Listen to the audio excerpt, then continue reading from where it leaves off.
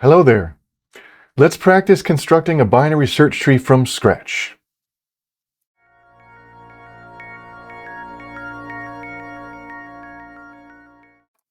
In my previous video, we actually did this already. And in other previous videos, we defined what is a binary search tree and some terminology and stuff like that. But I thought it would be nice to have two practice videos up. I'm willing to put more up if people want to make like some comments about more trees that they want to see inserted. For now, I'm just going to say we will add the following sequence of numbers. So this is a little diagram from the last time we did this. Let me just, I'm supposed to make that full screen so it can be bigger. Whoops. Let me go ahead and add a new slide here, and then I'm going to do, is that going to work? Yes, that's the sequence I wanted. Okay, so we're going to try to add the following sequence of numbers. Like I said in my other video, don't try to make the tree prettier. Don't get mad if a number looks like it's too far to the left or something. Just follow the normal rules of letting a node drop wherever it is supposed to drop, according to the rules of building a binary search tree. So the first thing that I'm going to do is maybe draw a little arrow here. I'm going to do like a pink arrow to indicate, maybe I'll do like a red one to indicate which number we're actually trying to add at the moment. So it's going to be the 88 first. Let's see, we'll put that right there. And then now let's say that the 88 is going to drop into our tree somewhere. First question we have to ask ourselves is, do we have a root node? We don't have a root node, which means the number we're trying to add should be the root node, and that's it. So I'm going to draw like a little circle here, a little node, and I'm going to stick the number 88 inside of it. We're using integer t-types. If you recall the last videos, these nodes are supposed to be able to hold almost any data type that you want. They don't have to be numbers, but I'm just going to use numbers for the sake of this example because it's easier. So I'm going to say this is our root node. It's at the very top of the tree, and we're done adding the 88, and that's it. Next up, we're going to add the 21. So I'm just going to go forward a little bit here. And the 21, same question. Do we have a root node? We currently do, so that means we can't actually put the 21 there. So we have to make a decision. Does the 21 belong on the left or the right of the 88? The 21 is less than 88, which means it belongs on the left side. So I'm just going to duplicate this and try to make a pretty diagram by sort of splitting the difference in terms of the empty space on the left between the edge of the screen and the existing root node, and make sure that it goes down, a full rank, at least the full height of a node, maybe a little bit more, but you want to keep all same depth nodes on the same y coordinate. It's just easier to debug your diagrams that way. This one's actually probably going to get messy. I might have to readjust this a few times. I think I recalled these might have been bad numbers. I can't remember. Okay, so the 21 is going to be the left child of the 88 because it belongs on the left side. So I'm just going to do my little connecting line here. Now 21 has a parent of 88 and 88 has a left child of 21. And we're done adding the 21. So I'm going to move the arrow to the 3. We're now trying to add the 3 node. Again, we look at the root node, we say, okay, that's occupied, so we can't use that. Does 3 belong on the left or the right of the 88? Well, it's less than 88, so it belongs on the left. The left child is occupied, though, so we have to make the same decision again. Does the 3 belong on the left or the right of the 21? It belongs on the left, because it's less than 21, and the left child of 21 doesn't exist, it's null. So that means the 3 is going to be the new left child of the 21 node. I'm going to maybe just put it like right there, put the 3 there, and then I'm going to do the connecting line. In your code, you can imagine that the left child pointer of the 21 node has now been set, so it's pointing to the brand new node we just made for the 3, and then inside of the 3 node, its parent pointer is pointing to the 21 node. Okay, so we're done adding the 3. We move on to the 6. Same thing that we did before. We look at the root node. The 6 belongs on the left, so I'm going to say go to the left. The 21 node it's there, it's occupied, so we have to go left or right. 6 is supposed to be on the left of 21 because it's less than 21. We go down to the left then. We look at the 3, that's also occupied. Does the 6 belong on the left or right of 3? It belongs on the right side of 3 because it's greater than 3. So that means the 6 node is going to be the right child of 3. Again, try to split the difference. These diagrams get ugly fast. I really I don't want to rearrange the topology, but I'm probably going to have to. Okay. I think I'm like crashing out here. Oh, no. No. Okay. Nope. Okay. Let me try one more time. Ugh. These lines are killing me. Okay. I'm just going to update the 3 to a 6 and leave a little gap on that line. It's fine. Now we're ready to try to add the 72 node. We have a little relief here because this is like not like a smaller and smaller, number that we're dealing with. So, well, we just look at the root node. 72 belongs on the left side, so I'm going to hop to the left here. We then look at the 21. 72 belongs on the right side because it's greater than 21. So that means 72 is going to be the right child of 21. So I'm just going to select this, make a duplicate, try to keep the 3 and the 6 at the same, y coordinate because they're on the same descendancy rank.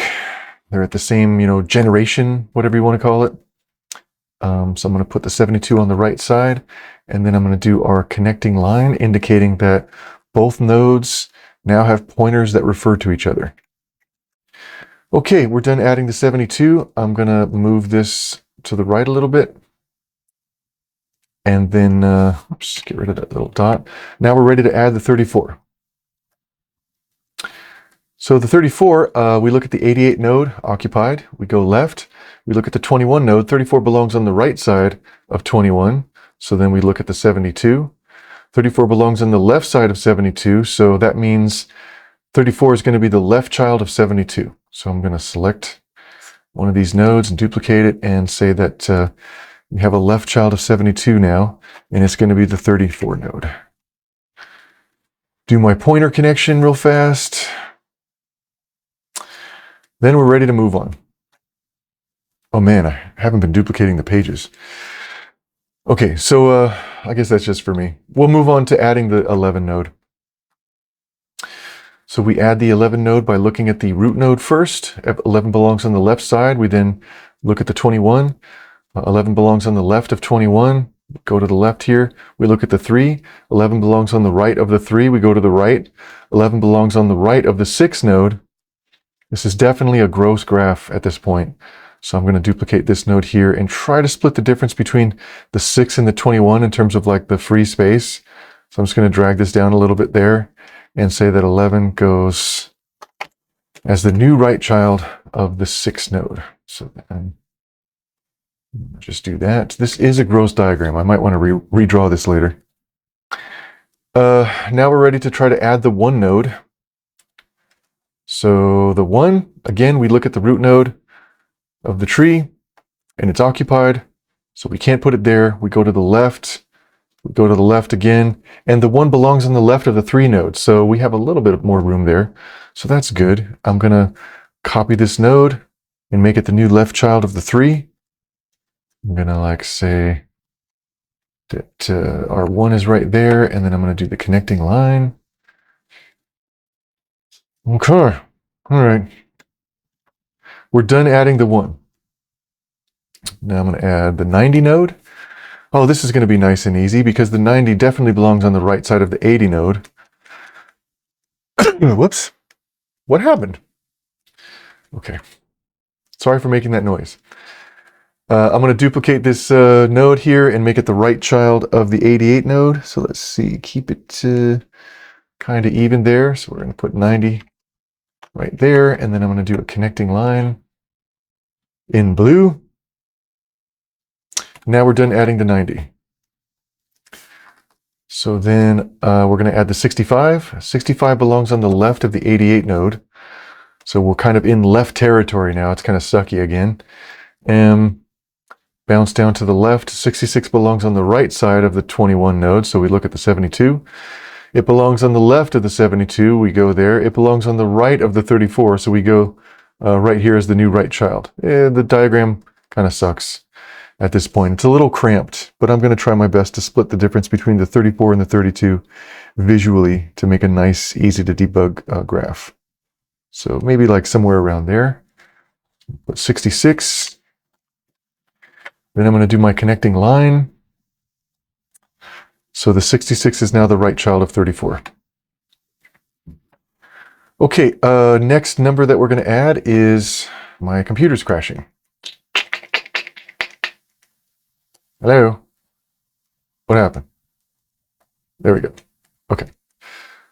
So we're ready to add the 55. Oh, God.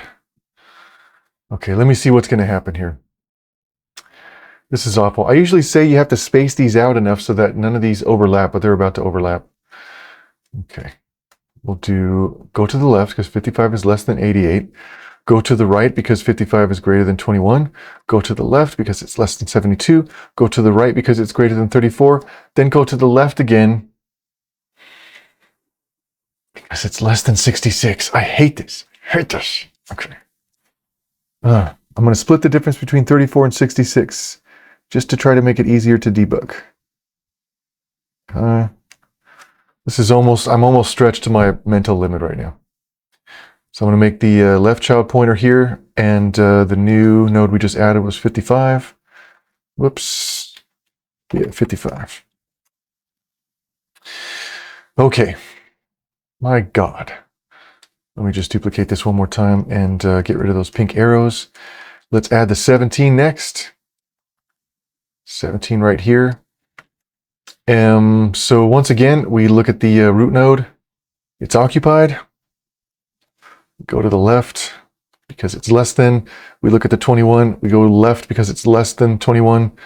We go to the right because it's greater than 3. We look at the 6. We go to the right because it's greater than 6. We go to the right because it's greater than 11. So a super cramped diagram. I'm in hell. I'm just going to move this slightly to the right because this is just awful. And I'm going to try to make sure again that same depth nodes are at the same y coordinate. Let me fix that number real fast before I forget and put it as a 17 and then do my connecting line like that. Okay. I'm losing it. Now let's add the, the 23. Where is this going to go? The 23, oh, well, it's going to be like left child of the 34 probably. Okay, let me just look at the root node. Okay, 23 belongs on the left of that. Look at the 21. 23 belongs on the right of that because it's greater than 21. Look at the 72. It belongs on the left. Look at the 34. Belongs on the left. And then that's going to be the new left child. Okay, so I'm going to duplicate one of these nodes, and it's going to be the new left child of the 34 node. That is awful, but I guess we barely have enough room. Let me change that to a 23, and then I'll add my connecting line. Okay, and now we're ready to add the final value in our tree, which is going to be the 9. Where the heck is that going to be? It's going to be like left child of 11, maybe? Oh, so we look at the root node. Whoops, forgot to move that arrow. We look at the root node. We can't put it there. 9 belongs on the left side of the root, so we go like that. 9 belongs on the left side of the 21. Oh, did I just guess something wrong? No. I think I'm okay. Go to the left side of that. We look at the 3. 9 belongs on the right side of 3. We look at the 6. 9 belongs on the right side of the 6. We look at the 11. 9 belongs on the left side of 11 because it's less than 11. So I'm just going to duplicate this, and it's going to end up being the left side. Whoops, nope, that's wrong. Hang on a second. Oh, come on, man. Let me get this down. It's going to be the left child of 11, not the left child of 6. Okay, so put the 9 right there. And the diagram's a little messed up. Maybe I should try to rearrange this in a second. The topology is correct, but it's harder to debug because you can see that one of the right descendants of the 6 node is actually physically on its left side, and that just makes it extra hard to debug. But for now, we'll say that we're done adding stuff into the tree. So maybe I can kind of reorganize this just a little bit. I'm not going to change the actual topology. I'm just going to redraw this in a slightly nicer way.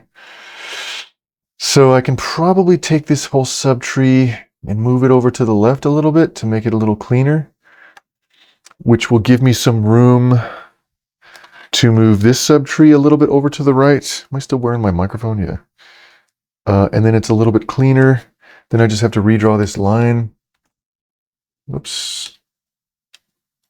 Yeah, just have to redraw this line. And now I think we're following the rules that I talked about before, where a good diagram has all left descendants physically on the left side of a given node. So let's see, the 6 has everything on the right and everything on the right. Okay, I think we're okay. I'm going to duplicate this real fast. And now let's verify that our tree is actually correct. So I said this in the last video when we built a tree, but you basically want to take like the input data set here and sort it. And whatever sorted list you end up with, that's what you should see when you scan your eyes from left to right. Again, this is another good argument for drawing the diagram in a really good way. All left descendants are physically on the left, all right descendants are physically on the right. So another way that I could do this, besides I don't really want to sort this list right now, but another way I could do it is just scan from left to right and make sure that I see increasing numbers. Or if you've decided to make a tree that supports duplicates, make sure that you see non-decreasing numbers. But I'm looking for an ascending list. Okay, so I'm going to just like do little hashes here. 1 is the lowest number, that's good. Then if I go to the right just a little bit, I see a 3. Go to the right a little bit, I see a 6, that's still increasing. Then I see a 9, and then I see an 11, and then I see a 17, it's still been increasing. Go to the right a little bit more, it's a 21. Go to the right a little bit more, it's a 23. Then it's a 34, then it's a 55, then it's a 66, then it's a 72. So far, everything's been increasing. And then from 72 to 88, and from 88 to 90. So the ordering of the numbers are correct. Let me just make sure I actually have a binary search tree by the definition of a BST. First, it needs to be a graph. Okay, we just have like nodes and edges. We don't have any crazy lines going off in some direction or like different symbols. This is a connected graph, meaning I could probably find, well, I definitely could find a path from any node to any other node if I just, trace the edges. So can the 9 find its way to the 90? Yeah, if we just kind of like go, up this way and follow the edges up to the 88 and then back down to the 90. So every single node could do that. It could find every single other node on the graph, which means this is a connected graph. So that's good. The next thing is, now that we have a connected graph, do we have a tree? So check for cycles. Can any start node find its way back to itself in a path that does not repeat edges? I don't see that anywhere in the tree, so I think we have a valid tree. Let me get rid of that real fast. So for example, if we started at the 9 node, could we find a path that goes away from the 9 node and then comes back without repeating any edges? I cannot, because as soon as we go out to the 11, later on we would have to use that same edge to come back down to the 9, and that would be repeating an edge. So if we just kind of check that for every single node, we can't find a cycle anywhere in this entire graph. So this is an acyclic graph. Okay, that means it's a tree. Is this a rooted tree? Well, yeah, there is one common ancestor to all other nodes, and it's that 88 node. That's the root node of the entire tree. Every single node in the tree can say that 88 is its greatest ancestor. There's no, same leveled nodes at the very, very, very top. Okay, so this is a rooted tree. Now, is it a binary tree? Yeah, we look at every single node and we can see that none of the nodes have more than 2 children. They've all got 0 or 1 or 2 children. So this is a binary tree. And then when we verified the numbers a second ago, that means this is a binary search tree. So it satisfies all the properties of a binary search tree. It doesn't look very good. It's kind of wonky, but it is valid. Remember this, a binary search tree just by itself is not a self-balancing tree, which means you need to like not inject your human feelings into the tree while you're building it and start rearranging it to make it prettier. It wouldn't be a valid binary search tree if you tried to add special rules when you were creating it. I don't know. If you imagine that maybe you, the human, were changing the input data, then I guess that's valid, but don't imagine that the tree is changing the data as you add it. Anyway, so how fast is this tree? Remember we said in a previous video that a perfect binary search tree, meaning perfectly balanced on every single node, would be a log time tree. It would be really, really fast to add and search and even remove. But this tree is definitely lopsided, so this is not a log tree.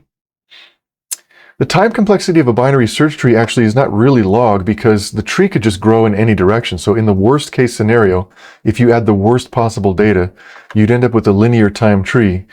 Self-balancing trees will be log time trees because they always rearrange themselves to make sure that they're balanced to a certain extent. But you know, as a binary search tree scales, it could just get slower and slower and slower. So we wouldn't be able to say that BSTs, binary search trees in general, are log time. We could pull up a calculator though, and we could say, well, you know, what's the height of this particular tree? Let me just look at the depths real fast here. What's the height of this tree? So the root node has a depth of 0, and then 1, and then 2, and then 3, and then 4. This is another argument for drawing your tree in a nice, pretty way where all the ranks are the same physically. We just take the deepest node and we add 1 to it, and we say that's the height. So the height of this tree is 6. Another way of looking at it is, if we wanted to touch one of the deepest nodes, how many nodes would we have to touch as we traveled down through the tree? So how many nodes would we have to touch to find, you know, the 9 or the 17 or the 55? We'd have to touch, you know, 1 node, the 88, 2, and let's go to the left, 3, 4, 5, 6. We'd have to touch 6 nodes to get to the deepest node. So that's why we're saying, that's another way that we're justifying that we say the height is 6. So the height of this tree is 6, which means in the worst case scenario, if we needed to search this tree, again, we'll talk about actually searching in another video. But for now, I can just promise you that if we were going to search this tree, we could do it in at most 6 examinations. So even though we have a lot of nodes here, how many nodes do we actually have? Let me just double check this. We have n is equal to 1, 2, 3, 4, 5, 6, 7, 8, 9, 10, 11, 12, 13, 14.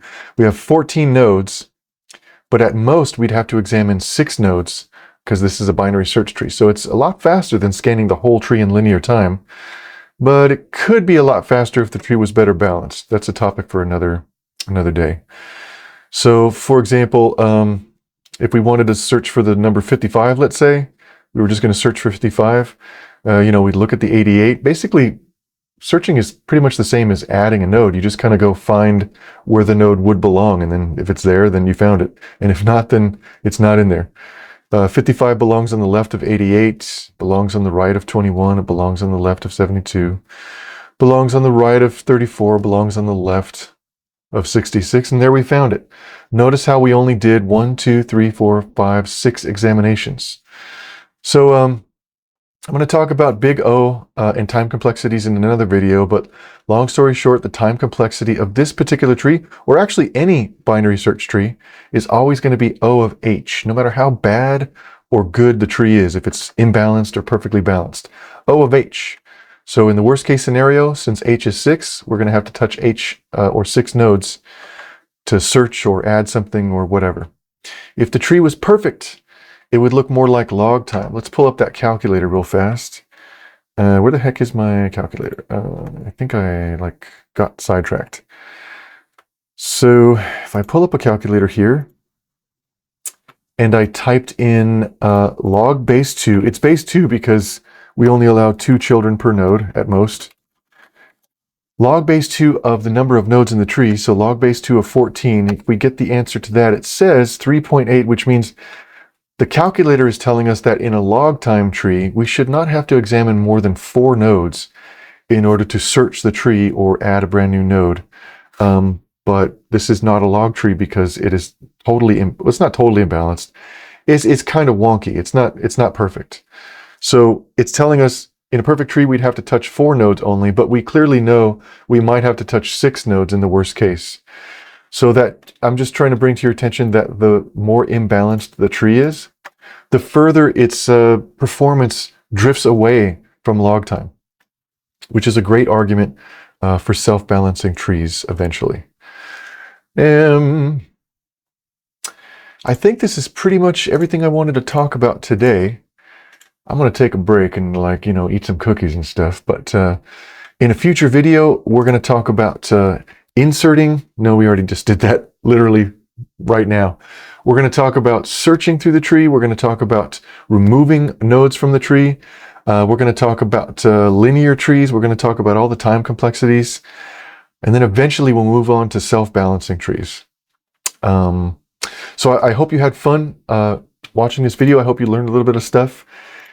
And I'll see you at a later date and time. I'm outie.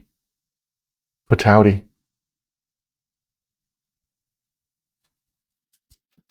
Note to self, edit out Patouty. Hey everybody. Thanks for watching this video again. From the bottom of my heart, I really appreciate it.